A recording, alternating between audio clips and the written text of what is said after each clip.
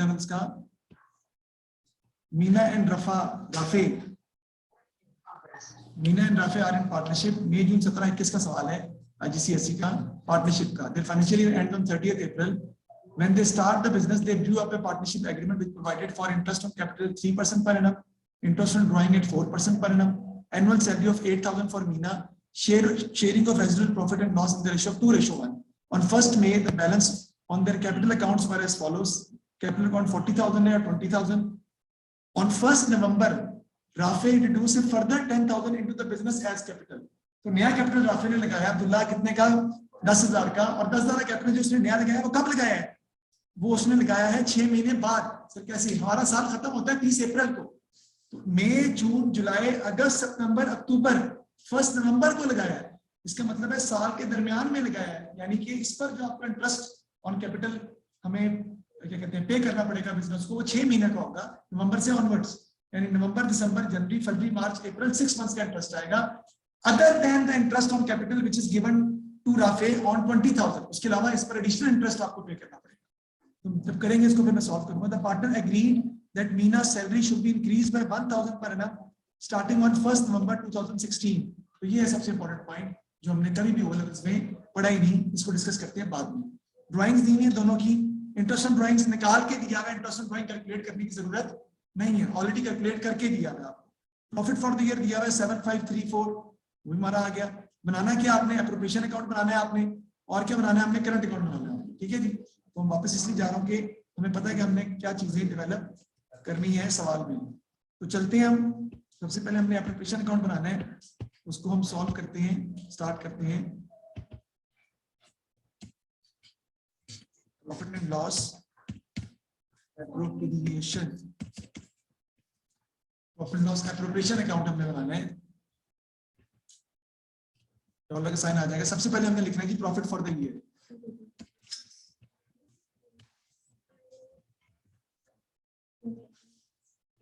Profit for the year कितना हमें दिया हुआ है? अगर हम क्वेश्चन में देखें नीचे है ना, कितना है? Profit for the year ended 30th April 2017 was 7534। 7534 जो है ना वो आपका प्रॉफिट है। तो मैं लिख लेता हूं यहाँ पे, बस कर दूं, 7534 आपका प्रॉफिट फॉर द ईयर आ जाएगा।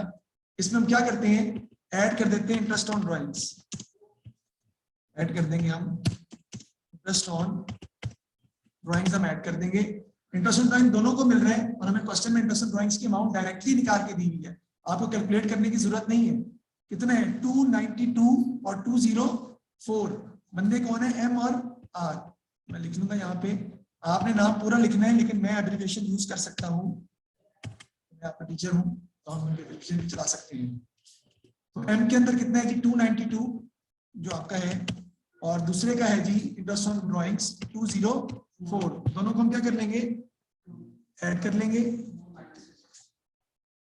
ये आपका आ जाएगा 496। ये 496 इंटरेस्ट ऑन ड्राइंग प्रॉफिट में क्या हो जाता है बेटा? ऐड हो जाएगा, क्योंकि बिजनेस ये इंटरेस्ट चार्ज कर रहा है पार्टनर से, बिजनेस की इनकम है, उनके कैपिटल अकाउंट में से माइनस हो जाएगा। तो बताइए जी कितना आता है ऐड करके?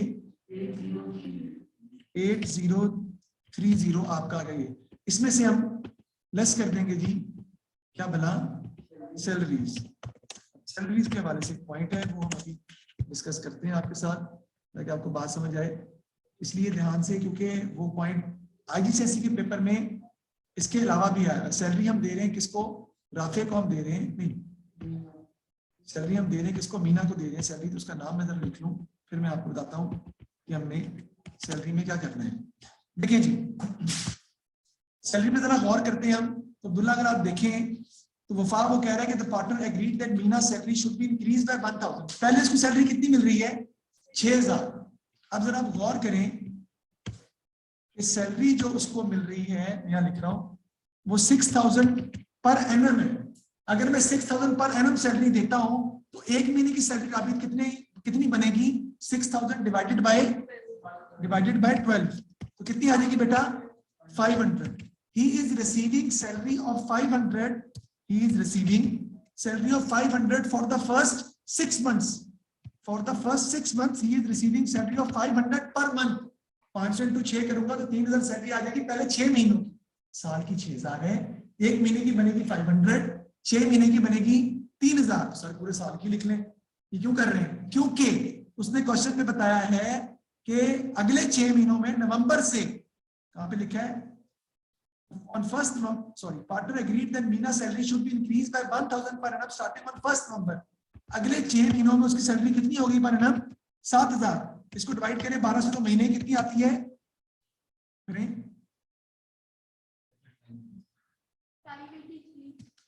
जी 583.33। अब अगर 6 महीने की निकालें तो कैसे आएगा? 583.3333 मल्टीप्लाइड बाय 6, तो ये आपकी आ जाएगी 3500। इसका मतलब उसकी टोटल सैलरी जो बनेगी वो 3000 plus 3500 that is equal to 6500। इसका दूसरा आसान हल क्या है कि जो पहले 6 महीने या 1 साल की सैलरी उसकी 6000 है, लेकिन लास्ट 6 मंथ्स में उसको सैलरी 1000 एडिशनल मिल रही है। इसका मतलब है 1000 जो एडिशनल सैलरी मिल रही है उसका आधा उसको 6 महीने का मिलेगा, 500 भी बन जाएगा वो। तो 6500 डायरेक्टली भी आप बना सकते हैं, but that is not the appropriate way. The best way that you may convert the annual salary to monthly salary. तो आपको पहले 6000 पर एनम मिल रही थी साल की पहले 6 महीनों में, तो मैं 6000 को डिवाइड कर दूंगा 12 से, तो 1 महीने की आ जाएगी 500।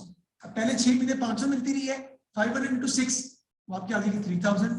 अगले 6 महीनों में उसको मिली है 7000 पर एनम साल की, डिवाइड कर दूंगा मैं 12 से, तो 1 महीने की आ जाएगी 583.33। उसको मल्टीप्लाई करूंगा 6 से, तो अगले 6 महीनों में 583 के हिसाब से 6 महीने सैलरी मिली है जो बनेगी 3500। तो पूरे साल की सैलरी बनेगी पहले 6 महीने की 3000, नेक्स्ट 6 मंथ्स की 3500, टोटल बनेगी 6500। एग्जैक्ट आता है, आप लिखो एग्जैक्ट आता है, लिखो लिख तो लो, लिख तो 583 लिखो ना, 583.333333 सारा लिखो एंड तक, सारे 3 जितने लिखी जाती है सारे लिखने आपने, उसको मल्टीप्लाई करोगे दोबारा 6 से तो आपको पूरा आ जाएगा। ठीक है जी, तो ये आपका हमारा निकला है 6500 सैलरी। ये पॉइंट याद रखिएगा, ये पेपर में आ भी सकता है और ये आईसीएसई में रिपीट भी हुआ है। तो आपको सैलरी कैलकुलेट करनी पड़ेगी पूरे साल की खुद से, क्योंकि पहले 6 महीने में 500 थी हर महीने की, जबकि अगले 6 महीनों में 583 थी पर मंथ, जो कि 3500 बनेगी। टोटल सैलरी हमारी आ जाएगी कितनी? 6500। और वो हम यहाँ से क्या कर देंगे? माइनस कर देंगे। करें माइनस कितनी आती है जी? 1530। उसके बाद हम क्या कर देंगे इसमें से लेस इंटरेस्ट ऑन कैपिटल। वो भी हम देखेंगे अगर क्वेश्चन में दिया हुआ या नहीं दिया हुआ या क्या उसने बताया है, वो हम देखते हैं। इंटरेस्ट ऑन कैपिटल माइनस कर देंगे तो निकालते हैं हम। कहता है कि interest on drawings at 4% per annum. Sir आपने ड्राइंग पे इंटरेस्ट नहीं निकाला, निकालते हैं, निकाले जरा। ड्राइंग कितनी दी हुई है? अगर हम देखें अभी ड्राइंग दी हुई 7300 की, इस पे निकालो जरा 4% कितना आता है? 7300 पे 4% कितना आता है? वही आ रहा है जो दिया है, तो पहले ही दिया है। अगर क्वेश्चन में 4% निकाल के 292 ना आ रहा होता तब भी हम 292 ही लेते। वो आ रहा है वही अलग बात है, क्योंकि जो इंटरेस्ट ड्राइंग उसने क्वेश्चन में दे दी है, इसका मतलब है वो बिजनेस इनकम ऐड करनी पड़ेगी आपको, वही रिसीव कर, चाहे परसेंटेज जितनी मर्जी लो। दूसरे का भी निकाल के देख लें आप, 5100 मल्टीप्लाई बाय 4%, तो वो आपका 204 ही आएगा। तो आपको दोबारा कैलकुलेट करने की जरूरत नहीं, because the figures are already given in the question. Next interest on capital मैंने बताया वो कितना है? 3%। कैपिटल कितना है? 40,000 और 20,000। तो पहले मीना का बात कर लेते हैं हम। देखें इसमें भी पॉइंट है एक जो कि मैंने आपको बताना है। मीना का जो इंटरेस्ट आएगा 40,000 पे कितने परसेंट है बेटा? 3%। कितना आ जाएगा ये हमारा? ये 1200 ऐसे ही है। अब हमने निकालना है किसका? राफे का। राफे का कितना आएगा? उसकी जो आपको दी हुई है 20,000 पे हम निकालेंगे 3%। कितने महीनों का? 6/12 प्लस करेंगे मजीद इंटरेस्ट ऑन कैपिटल जो आपको कैलकुलेट करना है किस अमाउंट पर, जो उसने एडिशनल बिजनेस में मजीद लगाया है। वो कितना है? 10,000 मल्टीप्लाइड बाय 3% मल्टीप्लाइड बाय 6/12, दोनों ऐड करेंगे तो उसका इंटरेस्ट ऑन कैपिटल निकलेगा। यानी कि 20,000 वफा बिजनेस में उसने इन्वेस्ट रखा है पहले मैंने गलत की है, आप लोग भी खामोश बैठे हैं। आएगा आएगा आएगा आएगा 20,000 पे आपने निकालना है पूरे साल का, वो तो पूरे साल रहा है ना यार, उसमें तो कोई चेंज नहीं हो रहा, 6 महीने थोड़ी रहा ना, पूरे साल रहा है। वो कितना आता है आपका, जो भी आता है जी 600 प्लस करेंगे इसमें 10,000 पे आपने इंटरेस्ट निकालना है 3% इंटू 6/12, उस पर 6 माह का आएगा सर। भाई एक पे तो पूरे साल का आना है, 20,000 रुपया राफे का इन्वेस्ट रहा है बिजनेस के अंदर पूरे 12 महीने, उस पर 3% इंटरेस्ट है, और 10,000 रुपया उसने मजीद इन्वेस्ट किया बिजनेस के अंदर फरीद 6 महीने बाद, वो पैसा बिजनेस में इन्वेस्ट रहा है सिर्फ लास्ट 6 मंथ, तो उन पर सिर्फ 6/12 के साथ 3% आएगा। अब ऐड करें कितना आता है जी 600 और 10,000 का 3% ना आ जाएगा ये हमारा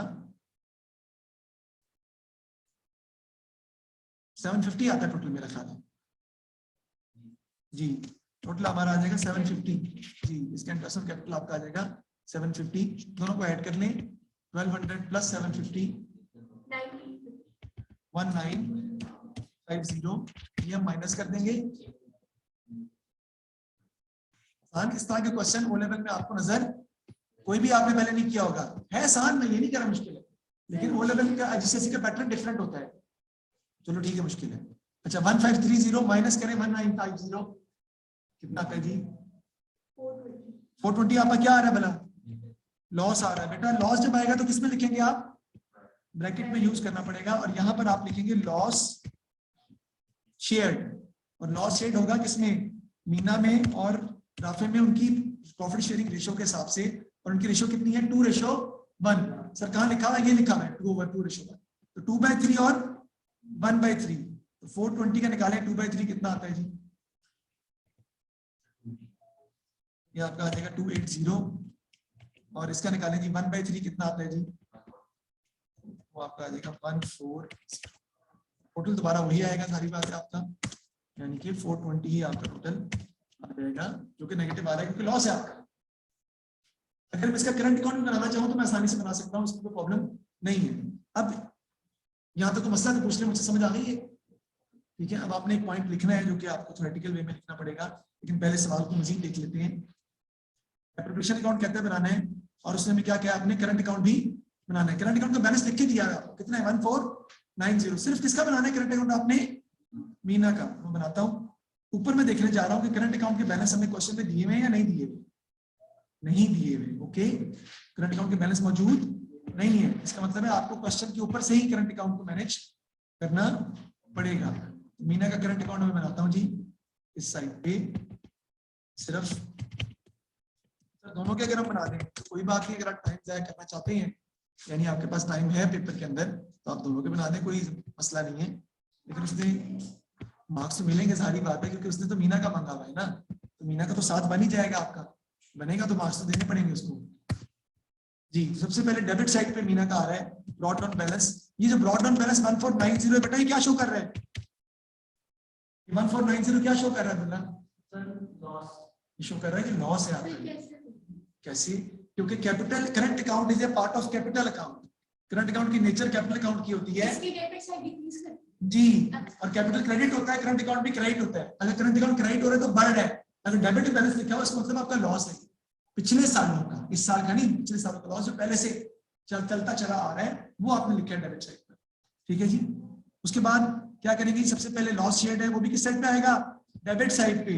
प्रॉफिट बेटा आता है क्रेडिट साइड पे, लॉस डेबिट पे आएगा। क्यों, क्योंकि लॉस की वजह से करंट अकाउंट डिक्रीज होंगे इस वजह से, तो लॉस इसका कितना है 280 का लॉस है। मीना की बात कर रहे हैं ना सिर्फ हम, तो सिर्फ उसका ही लेंगे।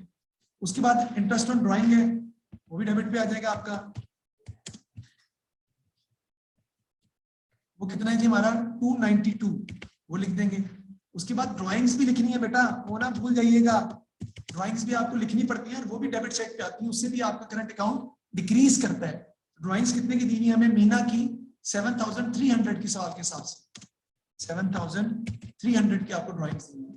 क्रेडिट साइड पे आपका क्या आ जाएगा, एक तो मीना की बेटा सैलरी आ जाएगी, दूसरा उसका आ जाएगा इंटरेस्ट ऑन कैपिटल। सैलरी उसकी हम कितनी दे रहे हैं उसको 6500, हम ऑलरेडी कैलकुलेट कर चुके हैं। इंटरेस्ट ऑन कैपिटल हम मीना को कितना दे रहे हैं 1200 का, ओके हो गया जी। इसका हम कर लेंगे टोटल। तो बज़ाहिर नजर आ रहा है कि टोटल आपकी डेबिट साइड बड़ी आ रही है, यानी आगे भी मीना का लॉस ही आ रहा है। तो टोटल करें डेबिट साइड में कितना आता है, फिर उसमें से हम क्रेडिट साइड माइनस कर देंगे तो आपका कैरी डाउन आ जाएगा। लेकिन पहले आप बताएं कि आपका टोटल जो है वो कितना आ रहा है। 9362। इसमें से माइनस कर देंगे आप क्रेडिट साइड 362 1662। ये आपका नेक्स्ट क्वार्टर बन जाएगा 1662। तो मुझे बताया उसका लॉस पहले से बड़ा है कम हुआ है? उसका लॉस पहले के मुकाबले में और ज्यादा इंक्रीज कर गया ना। लॉस पहले भी था उसका, लेकिन अब और ज्यादा इंक्रीज कर गया जी, क्योंकि ब्रॉड डाउन बैलेंस डेबिट पे आ रहा है। डेबिट पे अगर लिखते हैं हम करंट अकाउंट के, तो इसका मतलब है कि वो लॉस है आपका पिछले साल का। यस, क्योंकि कैपिटल करंट अकाउंट का बैलेंस क्रेडिट होता है, अगर उसमें प्रॉफिट होगा तो क्रेडिट बैलेंस होगा। डेबिट का मतलब है कि लॉस की वजह से होगा। लॉस कह लो, नेगेटिव बैलेंस कह लो, बात एक ही है। नेगेटिव बैलेंस का मतलब है कि पैसे उसने बिजनेस को देने हैं, देने नहीं है, बल्कि ये मतलब है इसका। अगर आपने कुछ लिखना है वो मैं लिखवा रहा हूँ आपको, बहुत ही जरूरी है जी। ये पॉइंट बहुत जरूरी है, लिखना भी और याद रखना भी पड़ेगा आपको, क्योंकि ये भी O-लेवल में नहीं है। A-लेवल में इसका सॉरी IGCSE में इसका सवाल आता है, और पेपर में आपके पॉइंट मुझे लगता है कि आएगा इस दफा स्पेशली। नहीं आया तो देखेंगे, आ गया तो याद रखिएगा ना, मैंने बताया था। अच्छा देखिए जी, if some amount is transferred from capital account to current account, if some amount is transferred from capital account to current account, if some amount is transferred from capital account to current account, is transferred from capital account to current account, the entry will be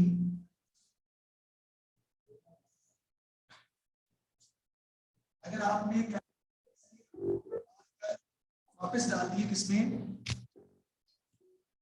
अगर आपने capital में से amount निकाल कर यही करते हैं वापस डाल दिए किसमें, करंट अकाउंट के अंदर, तो हम क्या एंट्री उसकी पास करेंगे, सामने शो करने जा रहा हूं आपको।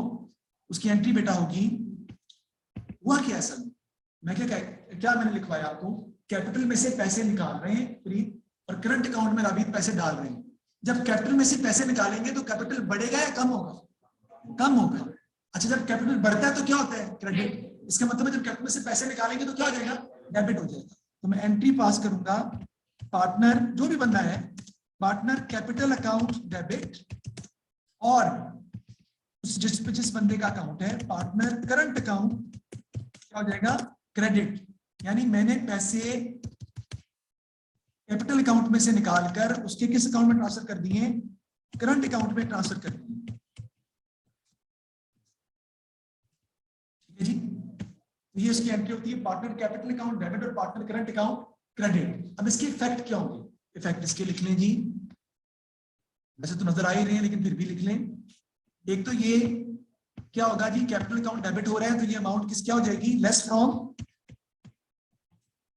फ्रॉम कैपिटल, माइनस हो जाएगी ना कैपिटल में से। और यहां पे क्या हो जाएगा? ऐड इन करंट अकाउंट, यानी आपको क्या करनी पड़ेगी? क्रेडिट करनी पड़ेगी। क्रेडिट करेंगे तो ऐड होगी ना। तो ये इसके दो फैक्ट होंगे। अगर क्वेश्चन में ये कहा हो कि आपने कैपिटल अकाउंट में से पैसे निकाल के करंट अकाउंट में डाल दिए तो कैपिटल अकाउंट कम हो जाएगा, इसका मतलब है कैपिटल अकाउंट डेबिट हो जाएगा। और करंट अकाउंट बढ़ रहा है तो पैसे जा रहे हैं करंट अकाउंट में, तो करंट अकाउंट जब बढ़ता है तो क्रेडिट होता है, तो करंट अकाउंट आपका क्रेडिट हो जाएगा। इसके इफेक्ट क्या होंगे? कैपिटल अकाउंट में से माइनस कर देंगे आपको अमाउंट, और करंट अकाउंट को क्या बनाते हैं, क्वेश्चन में रिक्वायरमेंट होती है, तो करंट अकाउंट में वो ऐड का मतलब है क्रेडिट हो जाएगा, क्योंकि क्रेडिट का मतलब है करंट अकाउंट क्या हो रहा है? इंक्रीज कर रहा है। आगे चलते हैं, दूसरी सूरत क्या होती है वो भी है, देखें। If some amount is transferred from current account to capital account, if some amount is transferred from current account to capital account, if some amount is transferred from current account to capital account, तो उसकी entry हमारी क्या होगी? Partner current account debit partner current account debit हो जाएगा और partner capital account क्या हो जाएगा, क्रेडिट हो जाएगा। जो एंट्री पहले मैंने बताई उसकी रिवर्स हो जाएगी ना, जारी बात है। कैपिटल अकाउंट क्रेडिट होने का मतलब है कैपिटल बढ़ रहा है, क्यों? क्योंकि करंट अकाउंट में से पैसे निकलकर कैपिटल अकाउंट में जा रहे हैं, ठीक है जी। तो कैपिटल अकाउंट क्रेडिट हो जाएगा तो वो अमाउंट कैपिटल में ऐड हो जाएगी, और दूसरी अमाउंट जो है करंट अकाउंट में से क्या हो जाएगी, लेस फ्रॉम करंट अकाउंट, यानी करंट अकाउंट हमारा क्या हो जाएगा बेटा, डेबिट हो जाएगा। आप करंट अकाउंट में डेबिट साइड पे अमाउंट लिखेंगे क्योंकि उतने पैसे करंट अकाउंट में से निकल गए हैं और कैपिटल अकाउंट में चले गए, तो कैपिटल में आप ऐड कर देंगे और करंट अकाउंट में से माइनस कर देंगे या करंट अकाउंट को डेबिट कर देंगे, बात एक ही है। इसमें कोई मसला है तो मुझे बताओ, फ्री समझ आ रही है, याद हो गया ये? तो हसान आपको समझ आ रही है जी? वफा अभी समझ आई है? अब ये पूछ रही है, रानिया पूछ रही है हो क्या रहा है, तो मैं आपको जवाब दूंगा क्या कि कैपिटल और करंट अकाउंट एक ही चीज होती है। Capital current account is a part of capital account, you remember, but yes because current account is a part of capital account, but we used to keep current account and capital account separate, क्योंकि हमने capital को क्या रखना होता है, fixed, और कोई वजह तो है नहीं, चीज तो सेम ही है। और सारी चीजें जो प्रॉफिट से रिलेटेड होती है हम सब के सब किसमें करते हैं, करंट अकाउंट में करते हैं, कैपिटल को नहीं छेड़ते। लेकिन अगर मेरे पास करंट अकाउंट में पैसे मौजूद नहीं है तो मैं कैपिटल में से पैसे निकालकर करंट अकाउंट में डाल सकता हूं, और करंट अकाउंट में से भी पैसे निकालकर बंदा कैपिटल अकाउंट में ट्रांसफर कर सकता है, depending upon the situation and depending upon what is given in the question. Question में बताया होगा तो करेंगे, तो थोड़ी कर सकते हैं। उसने बताया कि 500 रुपया कैपिटल में से निकाल के करंट अकाउंट में डाल दें, तो क्या करेंगे, कैपिटल में से माइनस कर देंगे और करंट अकाउंट में क्रेडिट साइड पे लिखेंगे, किसके नाम से, कैपिटल के नाम से। एंट्री बता रही है ना, इस एंट्री को जरा पोस्ट करो रानिया, इस राइट साइड की बात कर रहा हूं। करंट अकाउंट क्या हो रहा है, क्रेडिट हो रहा है, तो मैं राइट साइड पे अमाउंट लिखूंगा, किसकी वजह से, कैपिटल की वजह से, ये नाम आएगा ना। दूसरी एंट्री को मैं पोस्ट करता हूं करंट अकाउंट के अंदर, तो करंट अकाउंट क्या हो रहा है, डेबिट हो रहा है, किसकी वजह से, कैपिटल की वजह से। यानी आप करंट अकाउंट में से पैसे निकालकर कैपिटल में ट्रांसफर कर सकते हैं और कैपिटल अकाउंट में से पैसे निकालकर करंट अकाउंट में भी ट्रांसफर कर सकते हैं। ये दोनों ही बातें क्वेश्चन के अंदर उसने आपको बताई होंगी, मतलब दोनों कठिन नहीं बता सकता, किसी एक क्वेश्चन में एक हो सकती है, किसी एक क्वेश्चन में एक हो सकती है, दोनों क्वेश्चन में एक तो नहीं हो सकती, दोनों कठिन तो नहीं हो सकती ना, ठीक है। ये नया पॉइंट है, आपको लेवल का कोई इससे ताल्लुक नहीं है, पहले आपने ये पढ़ा भी नहीं हुआ, बिल्कुल नई चीज है, तो ये जरूरी था बताना आपको। अब उसकी वजूहात की तरफ, इसके रीजंस क्या है, we are not actually going for it, we don't have any problem with that, we have nothing to do with that. लेकिन अगर आप जानना चाहें तो सिंपल सी बात है, करंट अकाउंट में पैसे ना हो तो हम कैपिटल में से पैसा निकाल के करंट अकाउंट में डाल सकते हैं ताकि कुछ पैसे हमारे पास मौजूद हो। इस तरह करंट अकाउंट कैपिटल हमारे पास कम है और हम चाहते हैं कि जो पैसे पहले करंट अकाउंट में डालते हैं वापस ले लिए जाएं, तो करंट अकाउंट से पैसे निकालेंगे और वापस कैपिटल में डाल देंगे। ये दो सूरतें हैं, इसकी रीजंस बता रहा हूं मैं आपको। अदर रीजन का कोई इसका कंसर्न नहीं है, क्योंकि अकाउंटिंग ट्रीटमेंट तो आपने ट्रीटमेंट के हिसाब से देखना होता है। तो ये सवाल हमारा हो गया, इसमें वो पॉइंट नहीं था, अगले सवाल में वो पॉइंट आएगा जी। बताएं जी, एक्सप्लेन, उसने रेशियोज निकाली है, कहता है explain why the partner calculated the quick ratio as well as the current ratio. जी कोई बता दें, मैं तो बताऊंगा ही।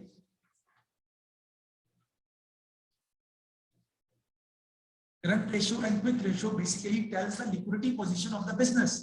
It tells the ability of the business to pay your current obligations. It tells that how much current assets you have to pay current liabilities. Liquid ratio is more accurate measure of liquidity. लिख सकते हैं, लिखा तो लिख सकते हैं, लिखा है मैंने मेरे ख्याल में। Liquid ratio is more accurate measure of liquidity than current ratio. Why? Because it does not take into account inventory in it. Inventory is subtracted from quick ratio while calculating liquidity position of the business. Inventory शामिल नहीं होती क्योंकि inventory सबसे and में cash में convert होती है। क्यों सर? क्लोजिंग इन्वेंट्री क्या होती है साल के एंड में? क्लोजिंग इन्वेंट्री क्या होती है जो साल के एंड में बच गई होती है, वो कब दिखेगी? वो कैश में कन्वर्ट कब होगी? अगले साल। इसका मतलब inventory is the least liquid asset, inventory is the slow moving liquid asset. Inventory एक ऐसा लिक्विड एसेट है जो बहुत जल्दी मूव नहीं करती, मूव का मतलब जल्दी बिकती नहीं है, सबसे लेट वो कैश में कन्वर्ट होती है।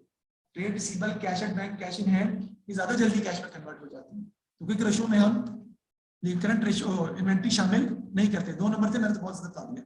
Suggest 2 reason for the change in the current ratio. जी करंट रेशियो में चेंज आया है, करंट रेशियो 1.85 से बढ़ कम होकर 1.68 हो गई है। क्या हुआ है? आपके एसेट्स जो है वो डिक्रीज कर गई है, ठीक है। बिल्कुल सही, आपके ट्रेड रिसीवेबल डिक्रीज कर गए, maybe inventory level has gone down, maybe your cash resources has gone down, cash कम हो गया आपका उसकी वजह से। देखिए करंट रेशियो जब डिक्रीज करती है, कोई भी रेशियो जब डिक्रीज करती है, सर आपसे पूछ रहा हूँ, कोई भी रेशियो जब इंक्रीज करती है तो फ्रैक्शन में क्या चेंज आता है, उस फार्मूले की फ्रैक्शन में क्या चेंज आता है? जब नहीं समझ नहीं आता। हाँ ये मैंने पूछा सवाल, जब करंट रेशियो बढ़ती है तो ऊपर वाला डिनोमिनेटर बढ़ेगा या डिनोमिनेटर कम होगा, तो रेशियो बढ़ेगी। यहाँ पे रेशियो डिक्रीज कर रही है, इसका मतलब है करंट एसेट्स में क्या आनी चाहिए, कमी। मैंने बता दिया इन्वेंटरी लेवल क्या हो गया, डिक्रीज कर रही है। दूसरा करंट लायबिलिटीज में क्या आनी चाहिए, इजाफा, ट्रेड पेबल्स बढ़ गए हैं, तब भी आपकी करंट रेशियो कम हो जाएगी। ठीक है, ये दोनों बातें आप इसमें लिख सकते हैं। आगे चलते हैं, नेक्स्ट क्वेश्चन कहते हैं जी, the partner has discovered that no entry has been made for a cheque received from a credit customer for 1800, calculate the current ratio after this transaction has been recorded in the accounting records, the calculation should be correct to 2 decimal places. मैं ये नहीं कर रहा, लेकिन मैं आपको समझा रहा हूं कि इसका फर्क क्या पड़ेगा, कैलकुलेशन नहीं कर रहा है, मैं बता रहा हूं इस रेफरेंस से। ठीक है, आपने कस्टमर को पेमेंट की है, अब एंट्री पास होगी, ट्रेड रिसीवेबल डेबिट और bank credit, trade receivable debit हो जाएंगे, बैंक क्रेडिट हो जाएगा। सपोज करते हैं कितने से 500 से हमने ट्रेड रिसीवेबल को पेमेंट कर दी है। मैं ऊपर आपको दिखा रहा हूं कि करंट एसेट में है, तो आपको दिए हैं कितने के, 20,000 के। क्या इससे कुछ करंट रेशियो में डिफरेंस आएगा? नहीं फर्क पड़ेगा, क्योंकि जितनी अमाउंट से आपकी ट्रेड रिसीवेबल क्या कहते हैं बढ़ रही है, उतनी अमाउंट से आपके बैंक जो है क्रेडिट हो रहा है। पेमेंट टू बैंक, पेमेंट करना, जितनी अमाउंट से आपकी लायबिलिटी कम हो रही है, उतनी अमाउंट से आपका बैंक भी कम हो रहा है। अब जरा देखते हैं एग्जांपल को। इसका मतलब है करंट एसेट आपके कितने से कम हो जाएंगे, 500 से, तो ये कितने हो गए, 19,500। और करंट लायबिलिटीज में सपोज करता हूं कितनी की है, 10,000, ये भी कम हो जाएंगी। ये कितनी कम हो जाएगी, 500 से तो कितनी रह जाएगी, 9,500। नहीं समझ आ रही बात ना? देखिए मैं क्या बता रहा हूँ, मैं ये बता रहा हूँ कि जब आपने एक कस्टमर को ट्रेड पेबल्स को पेमेंट किया आपने, तो ट्रेड पेबल डेबिट हो गए, बैंक आपका क्रेडिट हो गया। वैसे वहां पर वो पैसे कस्टमर से रिसीव करने की बात है, क्वेश्चन नहीं, लेकिन मैंने ट्रेड पेबल को पेमेंट करने की बात एक फीस पर, तो दोनों चीजों पर इफेक्ट सेम पड़ रहा है। पहले रेशियो कितनी थी, करंट एसेट कितने थे बेटा, 20,000, करंट लायबिलिटीज कितनी थी पहले, 10,000, करंट रेशियो कितनी आ रही है, अभी 2:1 आ रही है। अब क्या होगा, अब ट्रेड पेबल डिक्रीज कर गया कितने से, 500 से, तो करंट लायबिलिटीज कम हो गई है, 19,500 थी। बैंक भी कम हो गया तो करंट एसेट भी कम हो गया 500 से। अब रेशियो क्या बनेगी, क्या फर्क पड़ेगा, पड़ेगा। करंट एसेट्स कितनी है, 19,500 डिवाइडेड बाय 9,500, बताएं कितनी आती है,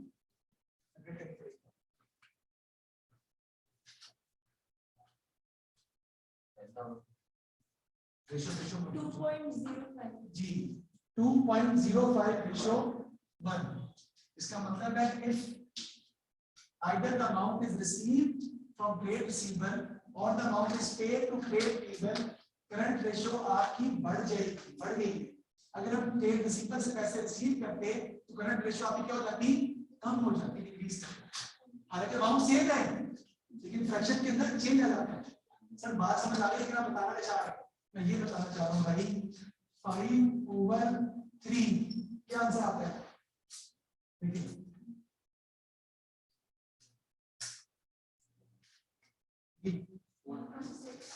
1.6, 4/2 क्या आंसर आएगा, गलत आता है। हालांकि ऊपर से अमाउंट मैंने कितनी कम की है, 1, नीचे से अमाउंट कितनी कम की है, 1, रेशियो का फर्क आता है।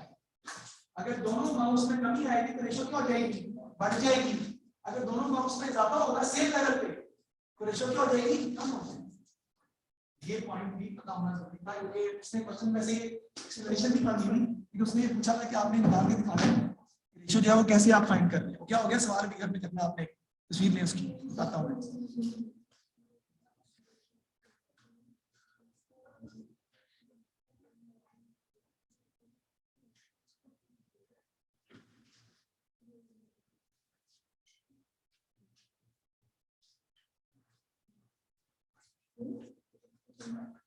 आईसीएसई का सवाल है, देखिए अक्टूबर नवंबर 18-22 का लिख लें, ये आपने घर में करना है। बुक में से, बुक में क्वेश्चन नंबर है मेरा 13 है, क्वेश्चन नंबर 13 है। ये आपने करना है घर में, जो मैंने करवाया तकरीबन सेम वैसे ही है, कोई ज्यादा फर्क नहीं है। 3 क्वेश्चन है, इसकी पिक्चर लेनी तो आप लेने में शॉर्ट कर देता हूँ। नहीं ठहरा और थोड़ा करना पड़ेगा। ये इसकी पिक्चर ले लें और ये घर में आपने करना है। बनाना क्या आपने, एप्रोप्रिएशन अकाउंट और करंट अकाउंट बनाना है आपने सिंपल, ठीक है जी। प्रॉफिट दिया हुआ है तो ले लो, तस्वीर जरूरी है। हाँ मेरे को क्या करना, हाँ जी जाए, बिल्कुल जाए।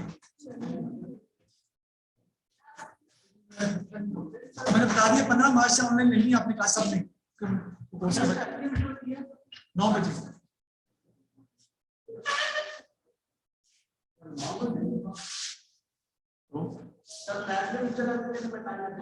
कोई बात नहीं, मैं तो या तो एडजस्ट कर लें तब तक, वरना मैं तो रिकॉर्डिंग भेज दूंगा।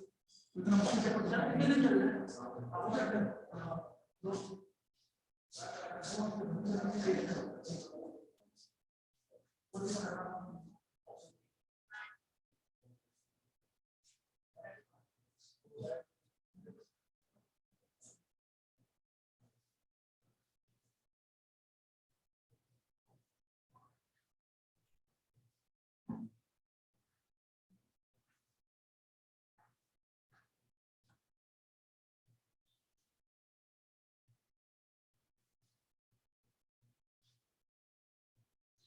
जी, थैंक यू वेरी मच जी। ये हमारा क्वेश्चन कंप्लीट हो गया जी।